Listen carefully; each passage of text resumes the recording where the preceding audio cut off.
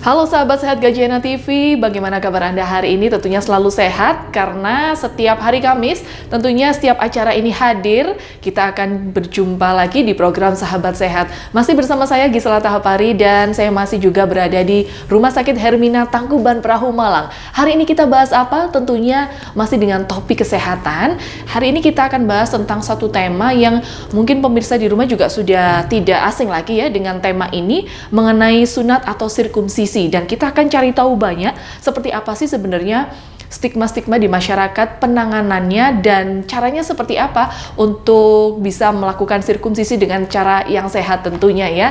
Dan hari ini saya tidak sendiri, yang pasti saya sudah ditemani bersama dengan dokter spesialis yang sudah ahli di bidangnya. Saya mau perkenalkan, ada Dr. Taufik Nurbudaya, spesialis urologi konsultan. Selamat sore dokter. Selamat sore. Iya, pasti kalau saya tanya kabar selalu sehat gitu ya, sehat, kalau sama dokter ya. Iya. Oke, jawabannya selalu sehat. Tips sehatnya apa dokter?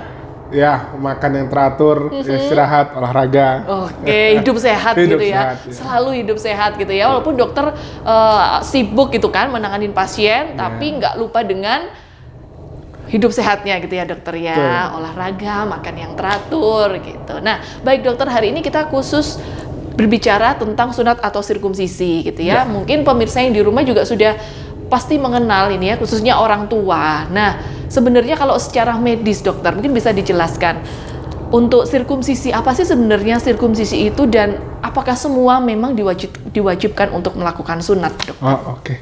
Ya, jadi sahabat sehat semuanya, sirkumsisi atau bahasa awamnya itu adalah sunat. Ya, jadi dia itu adalah suatu tindakan operasi di mana kita akan mengambil bagian kulit atas dari ya. Jadi kalau secara normal dia akan diselubungi oleh kulit terutama di bagian kepalanya atau glans penis kita sebutkan ya. Jadi bagian yang menutupi glans penis itu bagian kulit yang menutupi kepalanya itu kita hilangkan sehingga nanti kepala itu bisa terekspos ya, sehingga kalau misalnya kencing itu dia langsung keluar tanpa melewati lipatan kulit yang ada di atas kepalanya tersebut. Itu adalah prosedur sirkumsisi atau sunat. Ya, jadi itu adalah operasi yang paling banyak di dunia yang dialami oleh pria sebenarnya gitu.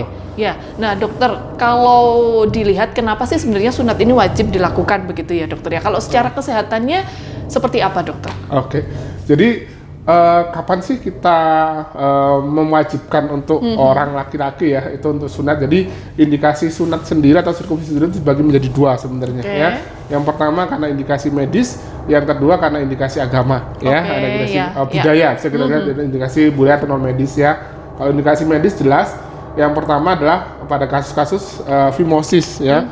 Fimosis itu kasus di mana kulup atau kulit yang ada di kepalanya bisa diretraksikan ke belakang sehingga pada waktu kencing dia akan terhambat di situ ya. Itu namanya fimosis atau parafimosis sebaliknya. Jadi dia itu bisa diretraksikan ke belakang kulitnya tapi tidak bisa dikembalikan. Nah, itu nanti harus dilakukan sirkumsisi untuk merilis dari kulit tersebut karena kalau tidak akan terjadi kayak dijeret kepalanya. Kalau dijeret lama-lama bisa mati kepalanya itu ya, bisa mati menghitam dan harus diamputasi nanti kalau misalnya ini. Kemudian ada juga indikasi yang berikutnya adalah adanya lesi ya, adanya lesi pada kulitnya tadi itu. Jadi kita harus membuang ya, misalnya ada tumor atau ada sesuatu yang ada di kulitnya itu yang mewajibkan kita untuk membuang, maka kita akan melakukan sirkumsisi ya. Itu untuk indikasi medis. Untuk indikasi non medisnya ya biasanya kita berhubungan dengan agama. Kita tahu bahwa di beberapa agama samawi ya, seperti agama Islam yang dominan di Indonesia, kemudian Yahudi itu sunat atau sirkumsisi itu merupakan bagian dari ritual agama. Karena memang diwajibkan dalam agama tersebut gitu. Jadi meskipun tidak ada indikasi medisnya, cuman dia diwajibkan karena alasan agama tersebut. Jadi ada dua indikasi pada waktu kita akan melakukan sirkumsisi atau sunat itu. Berarti memang ada faktor sosial juga di masyarakat begitu ya. Kalau memang wajib begitu ya, seperti yang ada di kebudayaan kita yang ada di Indonesia begitu, bahwa seorang pria atau anak-anak mungkin diwajibkan juga untuk melakukan sunat. Nah, dokter, untuk usia sendiri yang baik ini usia berapa sih, dokter? Apakah anak-anak ataukah dewasa juga boleh di usia berapa, dokter? Oke,